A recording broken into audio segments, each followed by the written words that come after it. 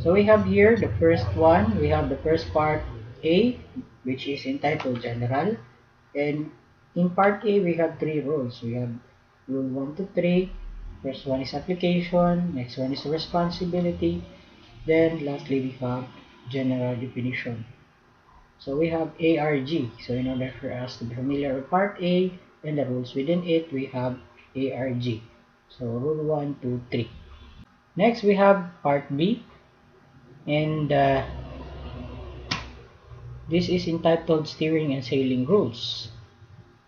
And within part B, we have 2 sections. So the section 1 is entitled Conduct of Vessels in Any Condition of Visibility, while section 2 is the vessels in sight of one another.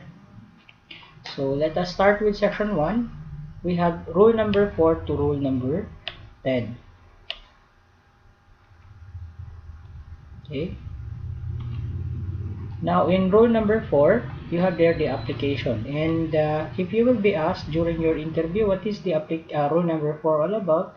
And of course, no, you're going to answer application since you will going to remember Ausrand. No? So A, that is Ausrand, and A stands for application. However, you will be asked again what is the application all about. So always remember that the application is all about the title of the section or the title of the part. No? Like for example, we have here the conduct of vessels in any condition of visibility. So that is the application of rule number 4 all about. So which means that the rule number 5 to rule number 10 can be applied, no? Shall be applied in any condition of visibility. We have here section 2 is about conduct of vessels in sight of one another. It is still in part B, no? Under part B, the steering and sailing rules.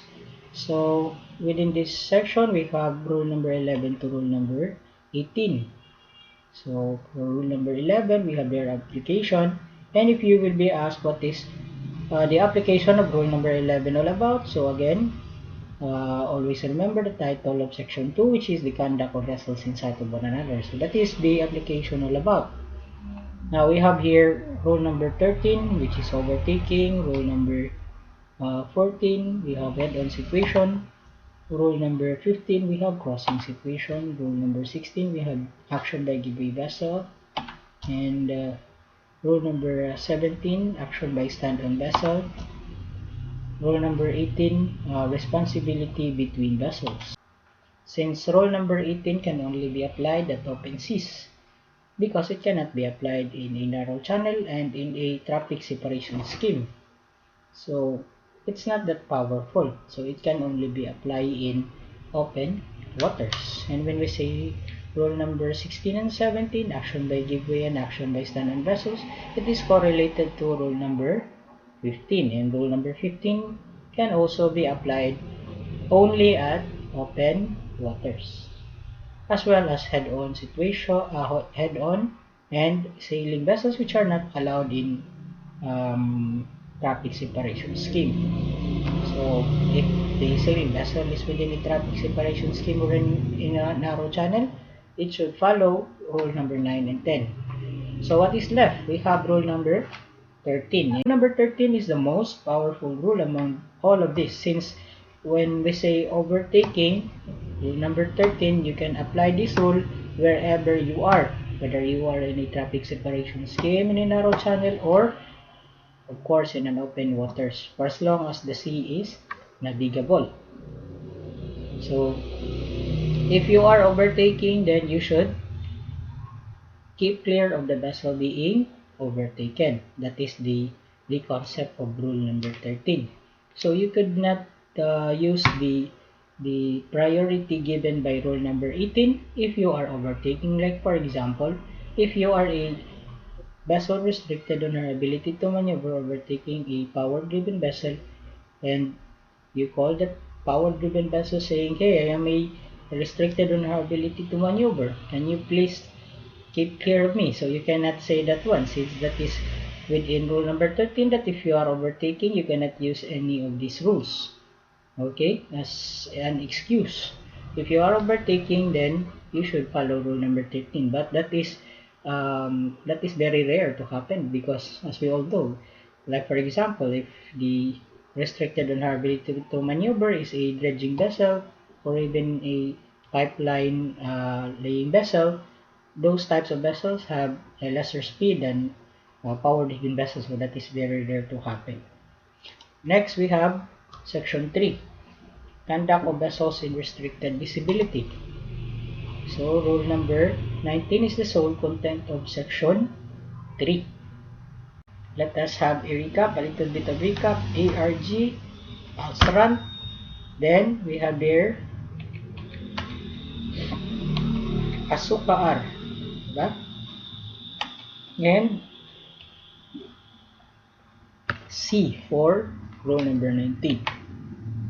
So in rule number 19, let us have the content of rule number 19, which could help you just in case that you will be asked during your interviews. So what will you do if you are within an area of restricted visibility and you have the targets in the 4 quadrants of your vessel's surrounding? So the answer would be, now take note that the starboard quarter, no, in this quadrant only, if you have a target in this quadrant, the starboard quarter, no, in this side here, okay, this is the only one that is different from the other quadrants. What I mean to say is the action to avoid collision. So the action for this one will be to alter your course to port, and you should not alter your course to starboard. Okay, so the rest of the quadrants, the action to avoid collision would be alter your course to starboard, and you should not alter your course to port. So I hope that this will help you in your future interview. And we have here part C, lights and shapes. Then in part C, we have rule number 20 to 31. We have rule number 20 is application, rule number 21 is definition. If you will be asked about what is the application of rule number 20 all about, so this is the application of the lights and shapes. Now we have here rule number 21 for definition, rule number 22 for visibility of lights, and rule number 23 power driven vessel. For the visibility of lights, always remember the arc of visibility of the navigational lights. For the side lights, both of the side lights, we have 112.5. So if you are going to combine the 112.5 degrees, that would be equal to 225 degrees, which is the arc of visibility of your mass headlight. And if you are going to subtract 225 degrees to 360 degrees, that would be equivalent to 135 degrees, which is the arc of visibility of your stern light, which is the equivalent also of the towing light, which is above the stern light. So always remember that one. Now we have here rule number 23, power driven vessels underway. Rule number 24, we have towing and pushing. Rule number 25, sailing vessel underway and vessel under oars. Rule number 26, fishing vessels. Rule number 27, vessel not under command or vessel restricted in her ability to maneuver. Then rule number 28 is all about vessel constrained by aircraft. Rule number 29, pilot vessels. Rule number 30, that is anchor vessels and vessels agrounded. Lastly, we have seaplane. So this is all about the license shape that should be displayed by a specific type of vessel based on the definition given by the Colreg if it falls under it. Next we have, okay, so what is the keyword? ADB, photo sa face, B not beacon, pass. So let's have a recap again. ARG, Alstrand, Asuka R, and C, and ADB, photo sa face, B not beacon, pass. Okay.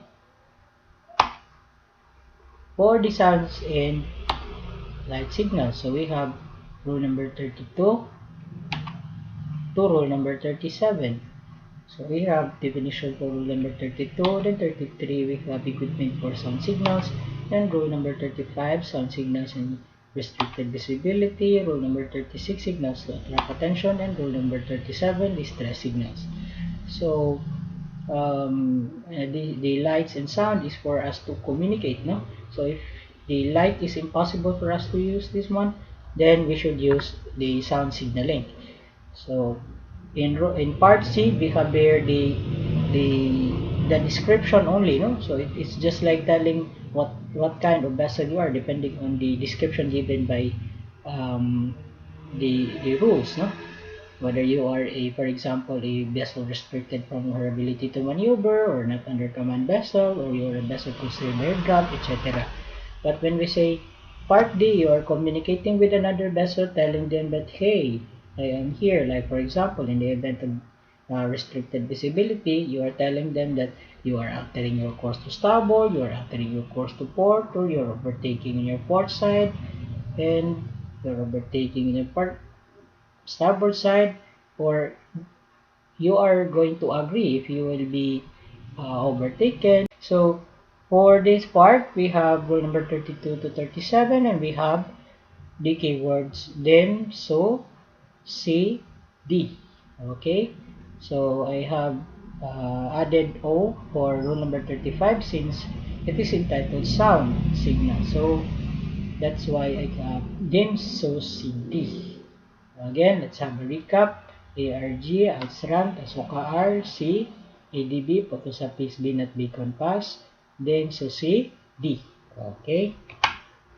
Next, we have exemptions. So again, just like rule number 19, exemption is the sole content of part E. Rule number 39 to 41, which is the amendments of Colreg 7378 during January 1, 2016. And the title for rule number 39 is definition. And we have 440 application and 441 verification of compliance. So if you will be asked how many rules does the Colreg have, of course, you're going to ask first your interviewee before 2016 January or after, because after there are already 41 rules, but before that there are only 38.